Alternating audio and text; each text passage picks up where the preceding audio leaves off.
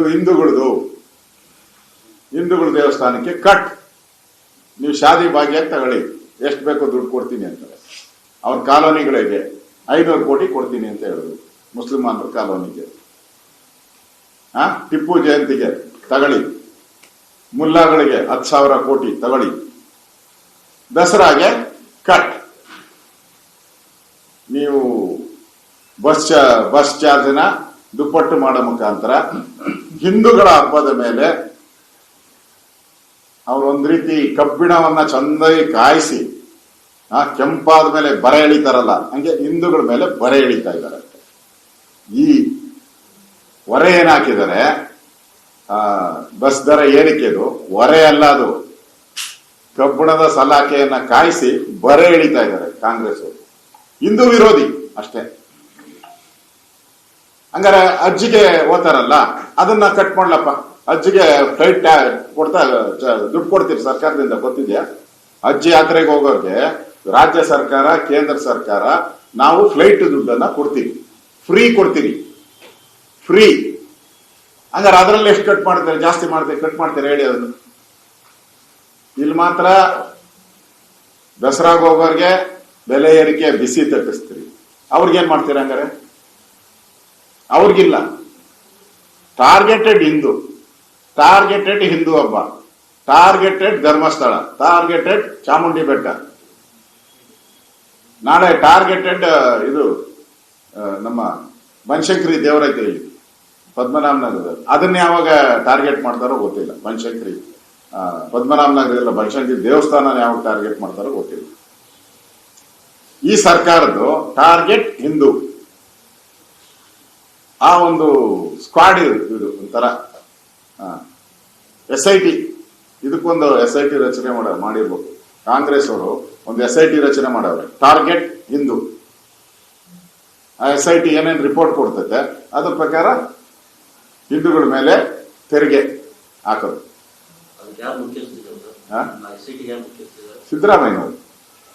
ಸಿದ್ದರಾಮಯ್ಯನವರು ತಾನೇ ಮುಖ್ಯಸ್ಥರು, ಇನ್ಯಾರಿರೋದು?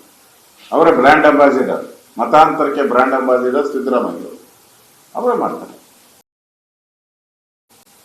No doubt at all. ಸಿದ್ದರಾಮಯ್ಯನವರ ಇದು ಕ್ಯಾರೆಕ್ಟರ್ ಬಗ್ಗೆ ಯಾರಿಗೂ ಡೌಟ್ ಇಲ್ಲ.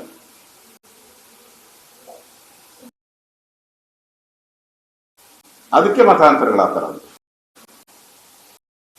ಹಂಗಾರೆ ಬೇರೆ ಜಮೀನದಲ್ಲಿ ಏನು ಇಲ್ವಾ? ಹಂಗಾರೆ 100 ಲಿಸ್ಟ್ ಮಾಡ್ಕೊಡ್ತೀನಿ ನಾನು.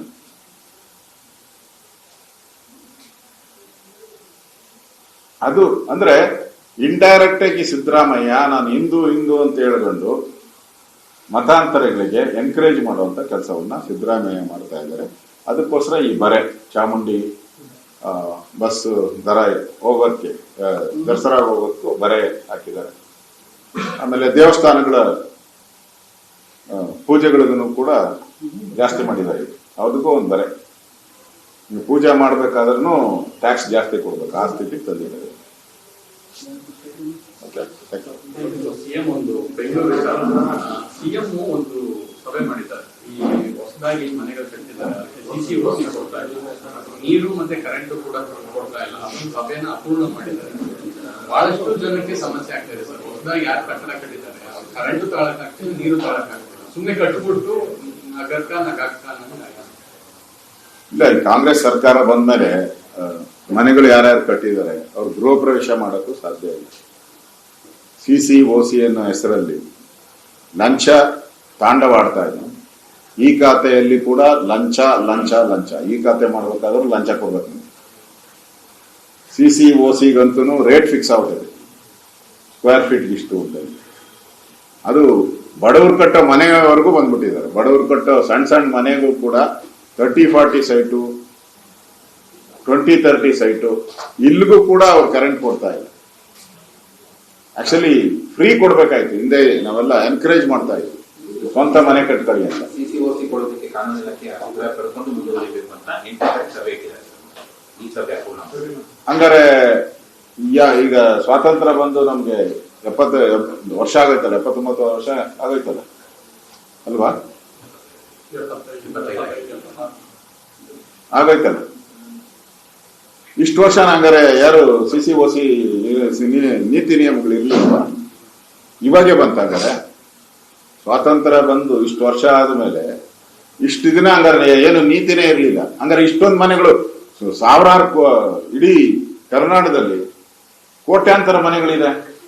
ಅದಕ್ಕೆಲ್ಲ ಹೆಂಗ್ ಬಂತು? CC/OC ಇಲ್ದಿರ ಕರೆಂಟ್ ಹೆಂಗ್ ಕೊಟ್ರಿ? ಅವಾಗ ಯಾವ ಕಾನೂನು ಇತ್ತು? ಅವಾಗ ಅಂಬೇಡ್ಕರ್ ಸಂವಿಧಾನನೇ ಇಲ್ಲಿತ್ತಾನೆ. ಈಗ ಮಾತ್ರ ಹೊಸ ವರ್ಷ ಶುರು ಮಾಡಿದ್ದೀರಲ್ಲ ನಿಮ್ದು, ಉಸೂಲಿಗೋಸ್ಕರ ಅಷ್ಟೇ. ಈ ಕಾಂಟ್ರಾಕ್ಟ್ ಅಸೋಸಿಯೇಷನ್ ಹೇಳಿದೆಲ್ಲ ದುಪ್ಪಟ್ಟು, ಕಾಂಗ್ರೆಸ್ ಬಂದ್ಮೇಲೆ ದುಪ್ಪಟ್ಟು ಲಂಚ ಅಂತ ಹೇಳಿದೆ. ಕಾಂಗ್ರೆಸ್ ಅಂದ್ರೆ ದುಪ್ಪಟ್ಟು ಲಂಚ, ಆ ಬ್ರ್ಯಾಂಡ್. ಈಗ ಬೆಂಗಳೂರು ಬ್ರ್ಯಾಂಡ್ ಅಂತ ಇದಾರಲ್ಲ, ಬ್ರ್ಯಾಂಡ್ ಬೆಂಗಳೂರು, ಈಗ ದುಪ್ಪಟ್ಟು ಲಂಚದ ಕರ್ನಾಟಕ ಸರ್ಕಾರ.